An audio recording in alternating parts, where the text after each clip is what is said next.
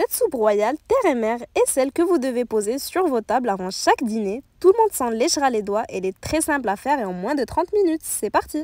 Pour commencer, on met du beurre à fondre sur feu moyen dans une casserole et en attendant, on saisit un poireau. On le tranche en deux avant de venir le couper en très petits morceaux.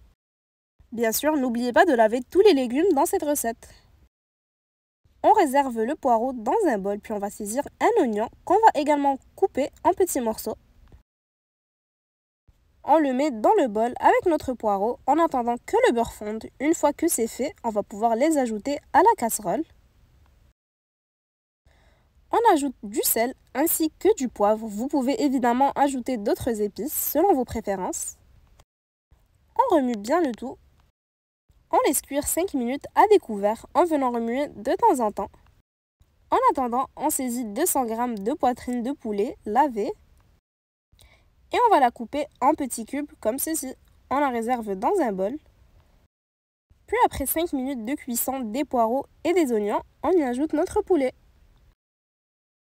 On remue bien le poulet pour bien l'imprégner de toutes les saveurs et on va également ajouter 200 g de calamar. On remue bien le tout, puis on va laisser cuire un autre 5 minutes en venant remuer de temps en temps. Les crevettes prennent un peu moins de temps de cuisson, donc après 5 minutes de cuisson du poulet et des calamars, on va venir les ajouter, 200 g également. On remue bien, puis on va laisser cuire 3 minutes. Pendant ce temps, on va s'occuper de nos autres légumes. On saisit une carotte qu'on va venir râper. On fait de même avec une pomme de terre. Si vous aimez les idées de soupe, n'hésitez pas à laisser un petit like pour me le faire savoir. Après 3 minutes de cuisson des crevettes, on vient ajouter plus ou moins 2 litres d'eau. On y ajoute la pomme de terre et la carotte qu'on vient de râper, ainsi qu'un céleri et qu'une branche de romarin. Vous allez voir, ce mélange de légumes va être tout simplement succulent, toutes les saveurs y sont. Cette fois-ci, on va couvrir et on va laisser cuire 30 minutes. Après 30 minutes, on récupère la carotte, la pomme de terre, le céleri ainsi que la branche de romarin. Donc cette recette est pour 7 à 8 personnes. N'hésitez pas à modifier les quantités selon vos besoins. On remet le couvercle. Pour ce qui est du céleri et de la branche du romarin, on n'en aura pas besoin. Gardez-les, ça peut quand même servir pour d'autres recettes. Puis je coupe la pomme de terre en petits morceaux ainsi que la carotte pour faciliter le mixage. Je remplis un bol avec un peu d'eau et je viens y ajouter une cuillère à soupe de maïzena pour ajouter un peu plus d'épaisseur à la soupe. Je verse ce mélange dans le mixeur.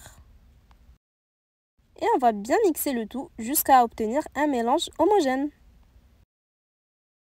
On va directement ajouter notre purée à la soupe.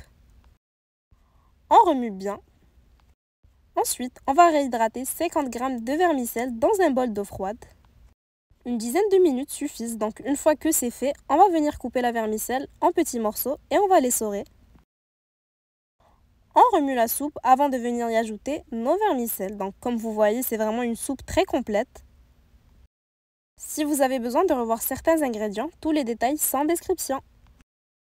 Pour une petite touche finale de saveur, on vient hacher un bouquet de persil et de coriandre.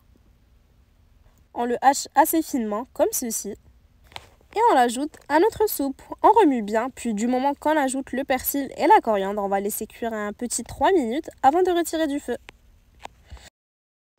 Et voilà, on va pouvoir dresser dans notre joli bol de présentation. C'est une soupe qui se mange très bien avec des craquelins ou avec du pain.